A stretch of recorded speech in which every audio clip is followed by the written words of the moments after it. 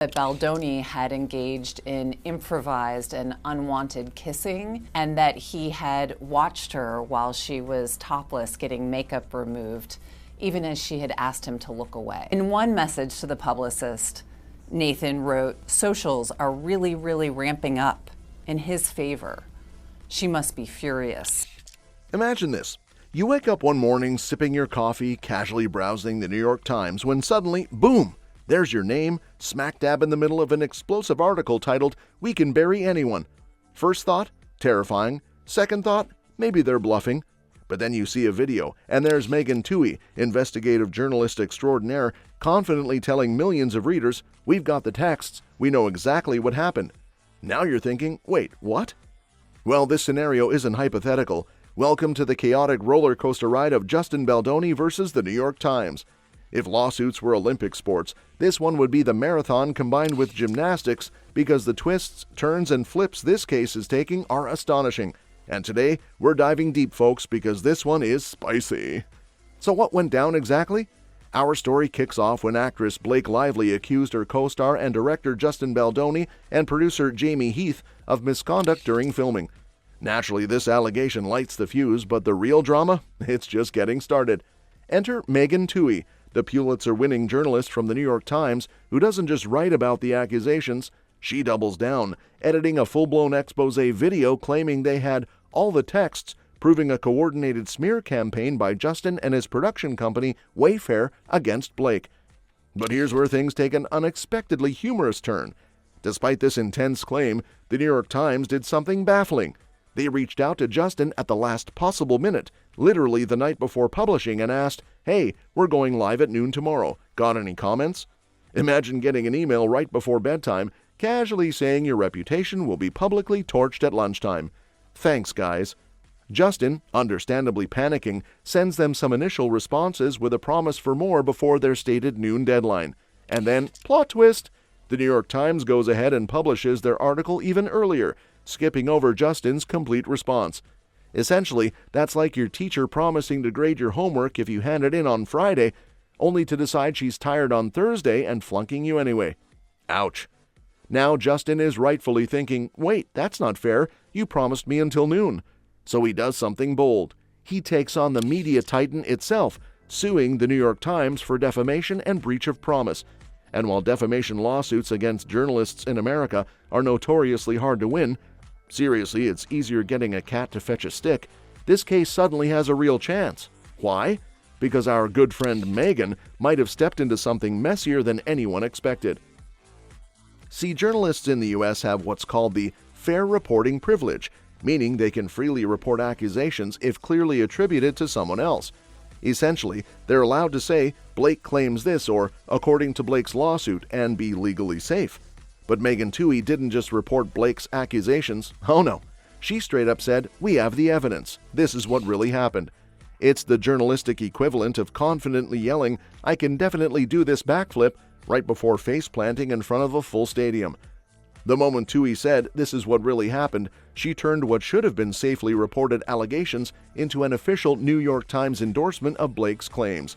And folks, that subtle shift from alleged to confirmed is exactly the crack Justin needed to take his shot. But hold your popcorn, there's another layer here, and it's just as juicy. Justin argues that California law, not New York, should apply because the damage to his reputation happened primarily in sunny California. California lets you sue for something called false light, meaning Justin could claim he's being portrayed unfairly, causing him personal and professional harm. New York doesn't really roll like that.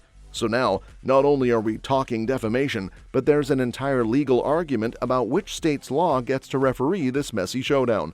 And here's the kicker. The real comedic irony in all this mess? The New York Times titled their piece, "We Can Bury Anyone," essentially accusing Justin of conducting a Hollywood smear campaign. Yet the way they rushed the article, selectively released information, and hyped their evidence might just be the perfect example of the smear tactics they claim to despise. Classic case of pointing fingers while standing knee-deep in your own mud puddle. Private text messages and other documents that we've obtained reveal what really happened. Lively claimed that Baldoni had engaged in improvised and unwanted kissing. Justin Baldoni, her co-star and director, and Jamie Heath, the producer, had engaged in misconduct, and that he had watched her while she was topless getting makeup removed, even as she had asked him to look away. They also agreed in writing not to retaliate against her. PR expert Melissa Nathan has represented clients including Johnny Depp and the rapper Drake. Nathan indicated that she had gotten allegations against Baldoni removed from articles. In one message to the publicist, Nathan wrote, "Socials are really ramping up in his favor. She must be furious." There are a variety of methods that have long been used: gossip columns, tabloids, strategic interviews, public opinion about celebrities. But this story reveals a new playbook for waging a far-reaching and largely undetectable smear campaign. To make things even funnier, or sadder depending on your mood, the Times gave Justin mere hours to respond. It's like they're playing a twisted game show called Beat the Clock Reputation Edition, where their prize isn't money or vacations. It's not having your entire life's work torpedoed. Imagine playing chess, but your opponent moves your pieces when you're not looking. Yeah, not exactly fair play. What makes Justin's case particularly clever, and potentially groundbreaking, is this breach of promise claim. Normally, journalists cover their backs by quickly reaching out for comment right before publishing. It's standard practice, a bit like asking your friend if they want pizza as you're already dialing the delivery guy. But by promising Justin until noon and then breaking that promise, the New York Times might have given him a loophole big enough to drive a lawsuit straight through. But let's add more spice to the stew, shall we? Megan Twohey isn't just some random reporter. She's an investigative journalist, someone readers trust implicitly. That means her words carry weight. If Megan says, "We saw the texts, this happened," it implies the Times conducted a thorough investigation, vetted every claim, and came to an objective truth. Imagine you're in court and your lawyer confidently proclaims, "Ladies and gentlemen, we have the murder weapon," only to realize mid-sentence it's actually just a stapler. That's about where the Times finds itself. Now back to reality for a moment. Defamation suits against media giants are notoriously tough. Journalists enjoy strong legal protections, especially under American law. Usually when celebrities sue big outlets, it's mostly to save face or boost their image, rarely expecting to win. But this case is different because Justin isn't just screaming defamation, he's shouting breach of contract, false representation, and explicitly challenging how the Times presents investigative journalism. He's throwing everything he's got, and honestly, he's landed a solid punch. On the other hand, there is yet another twist. The New York Times is making a valiant effort to relocate this case to New York, which is their home territory, because the rules in that state are more favorable to them. If Justin is successful in bringing this action to the state of California, the New York Times will be in a difficult position. There is a general tendency for juries in California to be more lenient toward plaintiffs, particularly Hollywood actors who have been unfairly characterized. Things will become even more difficult for the Times if Justin is given the opportunity to play on his home field.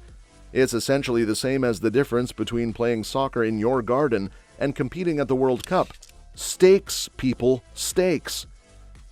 Even crazier is the Times' argument that they merely faithfully reported what Blake alleged. But let's face it, they didn't. They explicitly said they'd verified her claims through their own investigation. It's like claiming you cooked dinner when you actually microwaved leftovers from yesterday. Sure, technically you cooked something, but you're definitely not a chef. Here's the bottom line. Winning defamation cases against the media might usually be impossible, but Justin Baldoni isn't just swinging blindly here. He might have stumbled onto the media lawsuit equivalent of discovering kryptonite, catching a respected journalist openly declaring fact from fiction in a way that's legally indefensible. This could set a precedent, and other outlets might just have to rethink their last-minute, half-baked comment requests. But maybe the greatest irony is how the New York Times set out to expose Hollywood's smear machine, only to find itself accused of running a smear campaign of its own. They aimed to bury Justin Baldoni, but might have accidentally dug their own grave instead. Whether Justin wins or loses, one thing's for sure: this lawsuit is more than just legal drama. It's a revealing look into the murky world of investigative journalism, public narratives, and the dangerous line between reporting and endorsing accusations. And honestly, folks, we're just here for the ride, popcorn ready. In the end, the ultimate irony might be that in trying to bury anyone, the Times might just bury its own credibility. But hey, maybe Megan Twohey's next investigation will be titled, "We Can Bury Ourselves: Inside How the Media Got Too Confident." So buckle up, because this wild story isn't over yet. And as always, we'll be here, keeping tabs and making sure you know what's really happening, without accidentally suing ourselves. After all, lawsuits are great for drama, but terrible for your wallet.